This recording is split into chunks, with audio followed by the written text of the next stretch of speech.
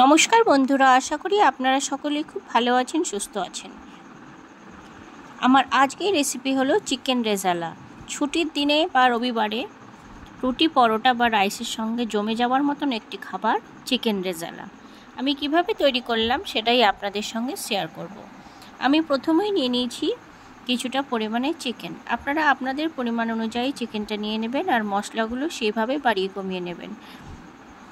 অবশ্যই আমি যেভাবে দেখিয়ে দেবো আপনারা অবশ্যই বুঝতে পারবেন, আমি এইটুকু আশা করি। আর ভালো লাগলে অবশ্যই সাবস্ক্রাইব করবেন। তারপর চিকেনে প্রথমে দিয়ে দিয়েছি পরিমাণ মতো নুন আর দিয়ে দিলাম 5 থেকে 6 চামচ মতো ফেটানো টক দই। তারপর দিয়ে দিচ্ছি হাফ চামচ মতো ব্ল্যাক পেপার পাউডার।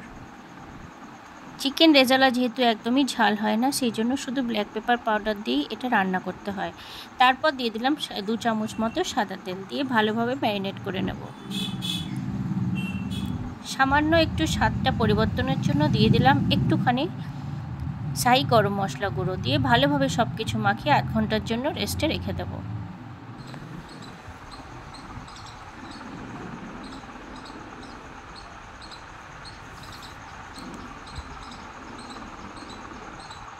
তারপর চিকেন রেজালার জন্য আরও যা যা যাবতীয় উপকরণ আমার প্রয়োজন হবে সেইগুলো এই 1 ঘন্টা রেস্টের মধ্যে আমি সব কিছু রেডি করে নিয়েছি কিছুটা পেঁয়াজ কুচি, কাজু বাদাম ভিজিয়ে নিয়েছি, কাঁচা লঙ্কা, আদা, রসুন আর নিয়েছি রিং পেঁয়াজ। সমস্তগুলো এখন আমি মশলাগুলো করে নিলাম। প্রথমেই পেঁয়াজটা আমি বেটে নিয়েছি, কাজু বাদামটাও বেটে নিয়েছি, আদা রসুনটাও পেস্ট করে নিয়েছি, আর কাঁচা লঙ্কাটা তো আগে থেকেই কুচিয়ে নিয়েছিলাম। আর চিকেনটা প্রথমেই ম্যারিনেট করা হয়ে গেছে। এইবারে আমি সমস্ত কিছু রেডি করে নিয়ে এবারে চলে যাব রান্নার দিকে। প্রথমেই আমি উনুনে একটা কড়াই চাপিয়ে দিয়েছি। চিকেন রেজালা বা এই সাদা জাতীয় মাংস রান্না করবার জন্য অবশ্যই আপনারা একটি বড় কড়াই বা পাত্র নিয়ে নেবেন, তাহলে মাংসটা রান্না করবার সময় কোনো রকম সমস্যা হবে না আর মাংসগুলো ভেঙেও যাবে না। তারপর তেলটা গরম হয়ে গেলে দিয়ে দিয়েছি গোটা গরম মশলাগুলো ভালোভাবে ভেজে নিয়ে দিয়ে দিলাম প্রথমে পেঁয়াজ বাটা প্রচণ্ড ছিটকবে বলে সামান্য পরিমাণে নুন দিয়ে দিলে পেঁয়াজ বাটা আর ছিটকোয় না, আর রান্না করতেও কোনো রকম সমস্যা হয় না। তারপর মিনিট 2 ভালো করে ভেজে নিয়ে দিয়ে দিচ্ছি আদা রসুন পেস্ট। সেটাকেও আবার 2-3 মিনিট মতো ভালোভাবে ভেজে নেব। সব কিছু ভালোভাবে ভেজে নিয়ে তারপর দিয়ে দিচ্ছি কাজু বাদামের পেস্ট। কাজু বাদাম দিয়ে দেওয়ার পর অবশ্যই আপনারা একটু দেখে শুনে নাড়াচাড়াটা করবেন, কেননা কাজু বাদাম কড়াইয়ের নিচে প্রচণ্ড পরিমাণে ধরে যায়। তারপর এইভাবে সমস্ত মশলাগুলো খানিকক্ষণ কষিয়ে নিয়ে তার সাথে আমি কাঁচা লঙ্কা কুচিটাও দিয়ে দিচ্ছি। ঝালটা আপনারা অবশ্যই আপনাদের পছন্দ মতো বাড়িয়ে কমিয়ে নেবেন। তারপর ম্যারিনেট করা চিকেনটা পুরো দিয়ে দিলাম, দিয়ে ভালোভাবে সব কিছু মিশিয়ে নিচ্ছি। খুবই সাধারণভাবে এবং খুবই কম সময়ে আমি আপনাদের এই চিকেন রেজালা রেসিপি তৈরি করে দেখাচ্ছি। ভালো লাগলে অবশ্যই স্কিপ না করে পুরোপুরি দেখবেন। আর কীভাবে নতুনত্বভাবে এই চিকেন রেজালা তৈরি হয় আপনারা অবশ্যই আমাকে কমেন্টে জানাবেন ভালো লাগলে। তারপর দিয়ে দিলাম সামান্য সুন্দর কালার আসবার জন্য কাশ্মীরি লঙ্কার গুঁড়ো আর 2 চামচ ধনে গুঁড়ো। রেজালা যেহেতু মিষ্টি খেতে হয় সেই জন্য দিয়ে দিচ্ছি পরিমাণ মতো 2 চামচ চিনি, দিয়ে সব কিছু ভালোভাবে মিশিয়ে নিচ্ছি।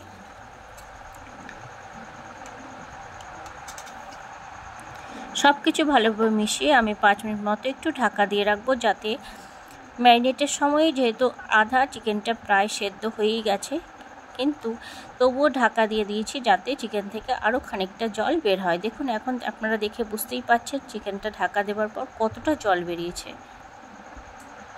এইভাবেই জলে ভালোভাবে চিকেনটা কষিয়ে দিতে হবে, যাতে চিকেনের ভেতর পর্যন্ত খুব ভালোভাবে সেদ্ধ হয়ে যায় আর কোনো রকম কাঁচা না থাকে।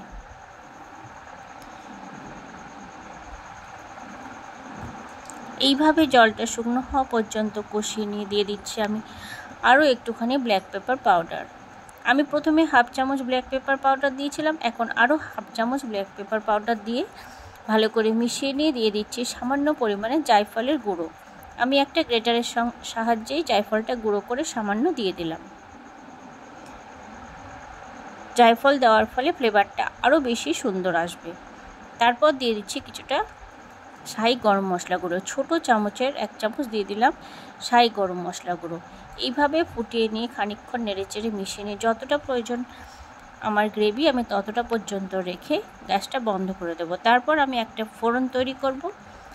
তার জন্য একটা ফ্রাইং প্যান চাপিয়ে দিয়েছি, তাতে দিয়ে দিচ্ছি 1 চামচ মতো ঘি।